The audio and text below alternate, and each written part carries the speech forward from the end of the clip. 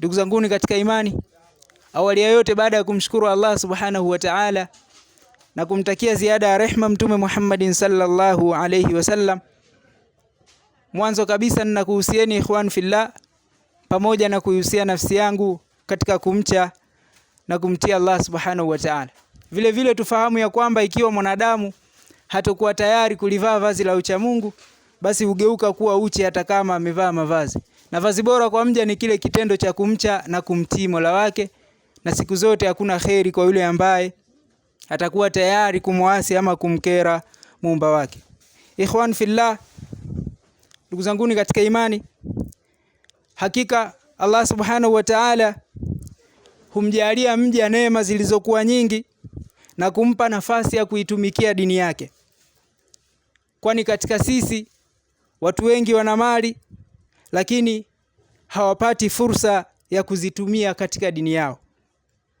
Lakini pia wengi wetu katika sisi wanazo afya, wanazo nguvu, lakini pia hawapati nafasi ya kuzitumia nguvu hizo na afya hizo katika dini yao.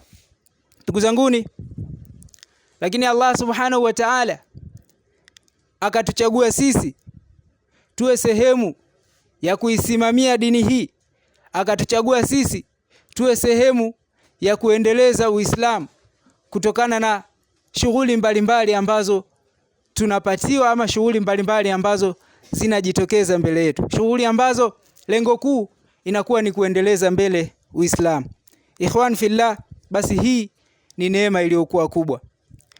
Kisha Allah subhanahu wa ta'ala kuonyesha kwamba hawa ambao wanafanya hivyo, wanaotumia mali zao na nguvu zao katika njia ya Allah subhanahu wa ta'ala, hawapotezi muda. Akasema baada ya billahi minashaitani rrajim, wama tuqaddimu li anfusikum min khairin tajiduhu inda Allah huwa khairan wa a'dhama ajra. Na yale ambayo khairi yoyote mnayoitanguliza kwa ajili ya nafsi zenu mtaikuta kwa Allah subhanahu wa ta'ala, nayo ni bora zaidi na yenye malipo makubwa zaidi.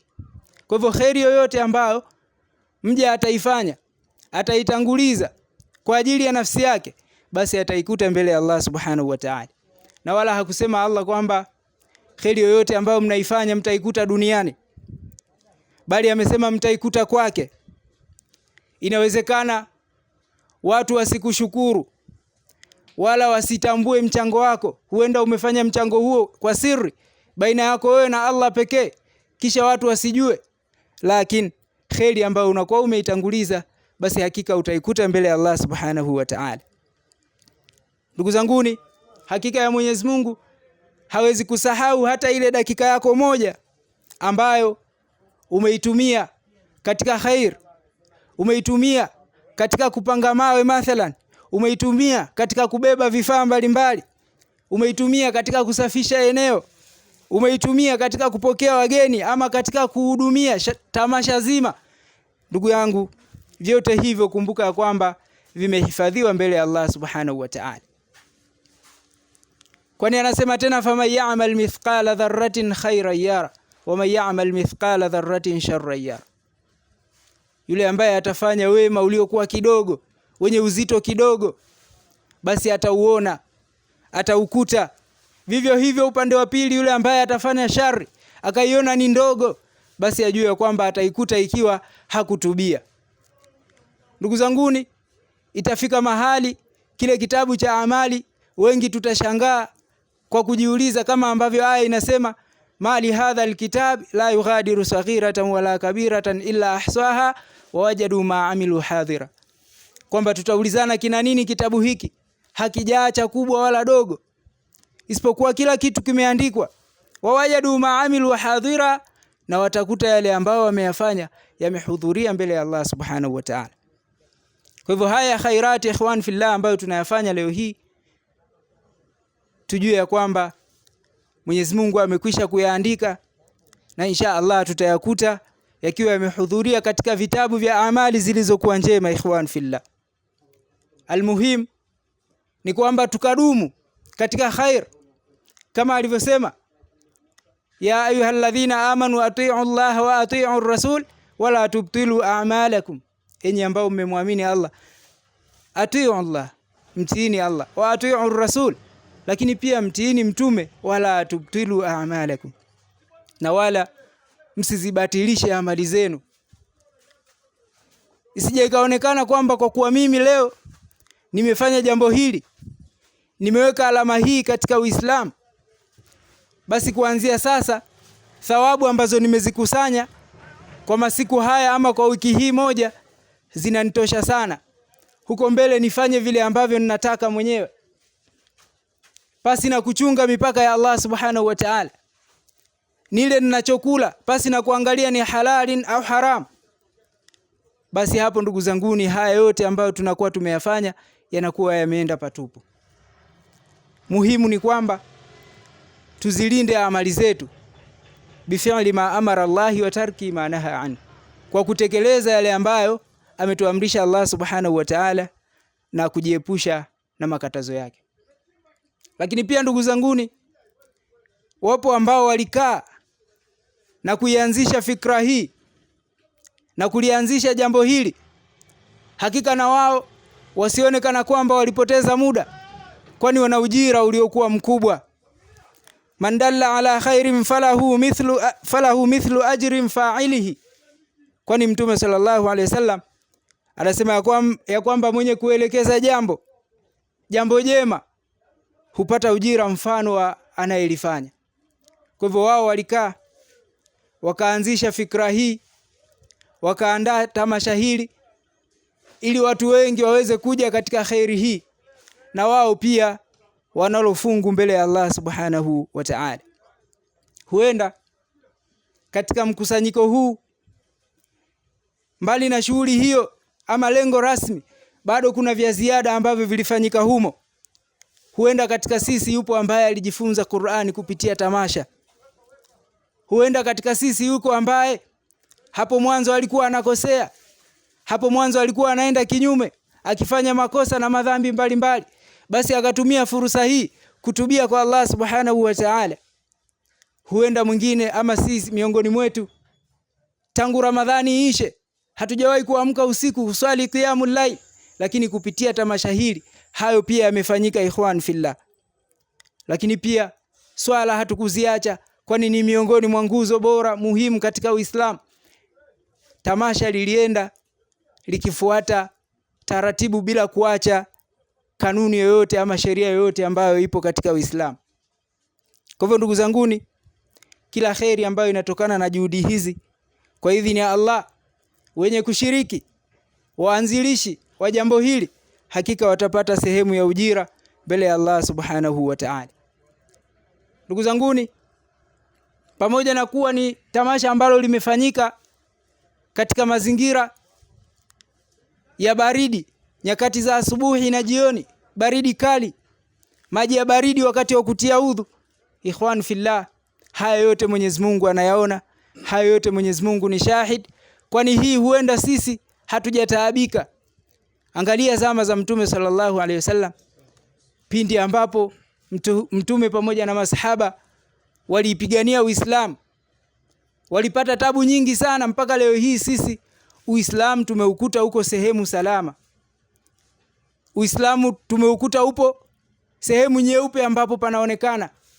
Wao walimwagika damu, walipoteza viungo vyao kwa ajili tu ya la ilaha illa Allah Muhammadur Rasulullah. Hivyo juhudi kubwa ambao waliifanya, sisi hatuna budi kuendeleza pale ambapo walifanya kwa kiasi kidogo, kwani juhudi ambao walifanya wao sisi huenda hatujaifikia hata robo yake. Lakini bado sisi ndio ambao tunaona bado tupo katika mazingira magumu, tunaona tuko katika mazingira ya baridi sana. Tunasahau ya kwamba katika ile Battle of Tabuk kulikuwa na hali iliyokuwa ngumu sana. Ilikuwa ni msimu wa joto kali sana kama ambavyo visa vimeeleza. Lakini ndugu zanguni, kwa kuwa Mtume sallallahu alaihi wasallam alihimiza kwanza Waislamu watoe walivyo navyo, na hawakusita. Pale ambapo walikuwa wakipata kauli kutoka kwa Mtume sallallahu alaihi wasallam, basi moja kwa moja walikuwa wakifanyia kazi. Tofauti na hivi sasa, pale ambapo viongozi wetu watatuelekeza katika jambo lililokuwa la khair, basi sisi tunakuwa wazito sana. Na wakati mwingine hata hao viongozi pia wanakuwa ni wazito zaidi. Ndugu zanguni, tumepewa dhamana ambayo tutakuja kuulizwa. Tumepewa nafasi ya uongozi sehemu fulani, basi lazima utakuja kuulizwa. Hiyo nafasi ambayo ulipewa uliifanyia nini? Ama ulikaa katika huo uongozi kama picha, ili kiulizwa nani kiongozi hapa utajwe wewe kwamba kiongozi ni fulani, lakini haukushiriki ipasavyo katika yale ambayo mmeyakusudia na kuyaazimia. Basi kila mmoja ajue ya kwamba anayo dhima na kila mmoja anatakiwa kucheza kwenye nafasi ambayo yupo. Kwa hivyo ikhwan fillah, kama ambavyo kisa kinaeleza, baada ya kuwa Waislamu walitakiwa watoe walivyokuwa navyo, masahaba ridwanullahi alaihim hawakusita kufanya hivyo, akiwemo Abu Bakar ambaye yeye alitoa mali yake yote. Aliulizwa, umeacha nini kwa familia yako? Akajibu nini? Nimewaachia Allah na mtume wake. Lakini Umar yeye alitoa nusu ya mali yake, wala hawakuona hasara kufanya hivyo, kama ambavyo leo hii mimi na wewe hatuko tayari kutoa vile ambavyo tunavimiliki, kwani tunahisi kana kwamba tutaingia hasara. Ndugu zanguni, akasema Allah katika aya baada ya billahi minashaitani rajim, ya ayyuhalladhina amanu ittaqullaha wa anfiqu mimma razaqnakum, toeni, mcheni Mwenyezi Mungu na toeni katika vile ambavyo amekuruzukuni, kabla ayatia yaumun, kabla haijawafikia ile siku ambayo la bay'un, hakuna biashara wala khullatu wala shafaa, hakuna urafiki, hakuna uombezi, hakuna shifaa. Kwa hivyo kutoa ni leo kabla ya kesho ambayo hatuna uhakika wa kuifikia. Aqulu ma tasma'un wastaghfirullah li wa lakum wa lisailil mu'minina wal mu'minat wal muslimina wal muslimat fastaghfiruhu innahu huwal ghafurur rahim wad'uuhu yastajib lakum innahu huwal barrul karim ud'u Allah wa antum muqinuna bil ijaba. Alhamdulillah alladhi hadana li hadha wa ma kunna linahtadiya laula an hadana Allah wa ashhadu an la ilaha illa Allah wahdahu la sharika lahu wa ashhadu anna Muhammadan abduhu wa rasuluhu arsalahu Allah bil huda wa dinil haqq liyudhhirahu ala dini kullihi wa kafa billahi shahida. Ndugu zangu katika imani, na kuhusieni kwa mara nyingine, pamoja na kuihusia nafsi yangu katika kumcha na kumtii Allah subhanahu wa ta'ala. Ndugu zangu, baadhi ya watu hujihisi kana kwamba wamepoteza muda kwa sababu wametumia masiku mengi katika maandalizi ya shughuli ama katika kufanya kazi hii katika tamasha hili. Lakini ndugu zanguni, muumini wa kweli hapimi faida kwa kipimo cha dunia pekee, bali hupima kwa mizani ya akhera. Kama tulivyoona hapo mwanzo, famayamal mithqala dharratin khairan yara, yule ambaye atafanya jema hata lenye uzito wa chembe ndogo, basi hilo jambo ataliona. Kwamba hakuna dakika ambayo umeitumia mbele ya Allah subhanahu wa ta'ala ikisha hiyo dakika ikapotea. Wakati ambao umetumika kwa maandalizi ya tamasha unaweza kuwa una uzito mkubwa sana mbele ya Allah kuliko masaa mengi ambayo sisi tunayatumia katika mambo ya dunia. Kwani huenda msimu huu ambao kumeandaliwa tamasha wengi wameshindwa kufika, hawana sababu za msingi. Huenda mwingine sababu yake kuu, tupo msimu wa kombe la dunia. Inawezekanaje mimi nikakae kambi sehemu ambako hakuna kingamuzi cha Azam TV wala hakuna TV yenyewe? Hizo mechi nitazionaje? Basi inshallah nitaenda tamasha jingine ili bwana dharura. Subhanallah. Yani hata kombe la dunia Muislamu anafanya ni udhur wa kutofika katika majambo ya khair. Na huu ndugu zangu ni mtihani, tena mtihani uliokuwa mkubwa. Na Allah anasema kul hal nunabbiukum bil akhsarina amala alladhina dhalla sa'yuhum fil hayati dunya wa hum yahsabuna annahum yuhsinuna sun'a. Anasema sema, je, tukuambieni ni nani waliopata hasara zaidi katika amali? Ni wale ambao juhudi zao zimepotea katika maisha ya dunia, huku wao wakidhani ya kwamba wanafanya vizuri. Yani juhudi kubwa wamezifanya, lakini wamezifanya katika nini? Katika maisha ya kidunia. Kwani leo ni wangapi ambao wamekuwa ni masponsa wa hiyo mipira, wamekuwa ni masponsa wa ligi za mipira mbalimbali, lakini hawajawahi kuwa masponsa hata siku moja katika majambo kama haya, kwamba wao juhudi zao wanazifanya katika dunia yao, lakini wao wanadhani ya kwamba wanafanya vizuri. Kumbe ukweli ni kwamba hakuna uzuri wowote ambao wanaufanya. Kwa hivyo ndugu zanguni, hasara ya kweli si kutumia muda kwa ajili ya dini. Hasara ya kweli ni kutumia maisha katika mambo ambayo hayamridhishi Allah subhanahu wa ta'ala.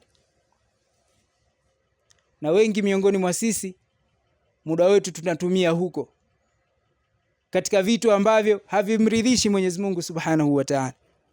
Na tukumbuke ya kwamba hiki ambacho kinafanyika hapa,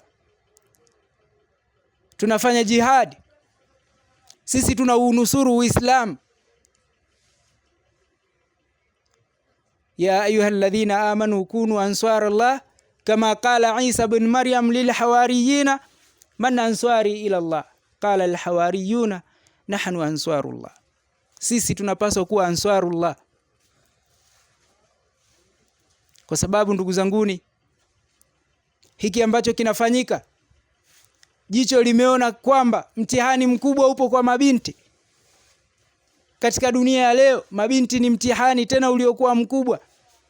Leo mimi na wewe tuulizane, katika Tanzania hii ni kijiji gani ambacho hakina baa ama grocery, hakina wahudumu mabinti? Ukiangalia hata vijiji ambavyo viko mbali kabisa, yani unaweza kwenda sehemu ni mbali kweli kweli mpaka ukasema huenda biashara ile huku itakuwa haijafika na ukaikuta. Kwamba tunakubaliana hao wahudumu wote nchi nzima hakuna mabinti wa Kiislamu. Lakini je, kwa nini wamekuwa wahudumu? Kwa nini wao wamegeuza miili yao ni biashara? Kwa sababu toka mwanzo hawakutengenezewa msingi mzuri. Hawakutengenezewa msingi mzuri wa kumjua Allah subhanahu wa ta'ala, wala kuijua dini yao. Na wala hawapati shida, kwa sababu akitoka Iringa ataenda kufanya hiyo kazi Mwanza, na yule wa Mwanza atakuja Iringa. Wewe huwezi kujua kama huyu ni binti wa Kiislamu. Ni makafiri hao. Lakini kumbe ni miongoni mwa mabinti zetu wa Kiislamu, ni miongoni mwa madada zetu wa Kiislamu, ni miongoni mwa mama zetu wadogo wa Kiislamu, wapo katika hiyo biashara. Wala hawana hofu yoyote, kwa sababu tangu mwanzo tayari tumewakosea. Hatukujenga vizuri ule msingi wao. Lakini leo limetolewa wazo lililokuwa zuri, kwamba mabinti wa Kiislamu watengenezewe msingi uliokuwa mzuri wa mjue Allah subhanahu wa ta'ala. Je, vipi mja anashindwa kuzidisha nguvu zake katika hilo? Vipi mja anashindwa kutoa kile ambacho ameruzukiwa? Anashindwaje kutoa 1000 yake katika jambo kama hili? Jambo ambalo ni athar, jambo ambalo ni hazina anajiwekea mwenyewe. Kwa hivyo ndugu zanguni katika imani, majambo ya kheri kama haya pale ambapo yanakuja, basi tujitoe kwa moyo mmoja, kama ambavyo sisi tumefanya leo hii, mimi na wewe. Allah ametupa kibali cha kufika mahali hapa na kuifanya kazi hii kwa uchache wake na kwa udogo wake, kiasi kwamba akija mtu atajiuliza, kwani mmefanya wapi? Mbona hapaonekani? Lakini hivyo hivyo Allah subhanahu wa ta'ala anaona na ni shahidi katika hili. Lakini pia tukitoka hapa tuweke azma ya kwamba pale ambapo tarehe itatangazwa nyingine, basi isionekane waliokuwepo hawapo, wamekuja wageni. La hasha. Sisi tunatakiwa kuwa mstari wa mbele, kwani tunafahamu, na mpaka tukaja raundi ya kwanza, maana yake tumeshajua nini ambacho kinafanyika hapa. Lakini pia tumeshajua malipo na ujira ambao unapatikana kwa yule ambaye ataelekeza nguvu zake katika dini. Kwa hivyo ndugu zanguni, tumuombe Allah subhanahu wa ta'ala atupe afya zilizokuwa njema, tukitoka hapa atusafirishe vyema kurudi majumbani, lakini pia atupe kibali cha kurejea kwa mara nyingine, ili kazi hii iweze kwenda kwa ustadi.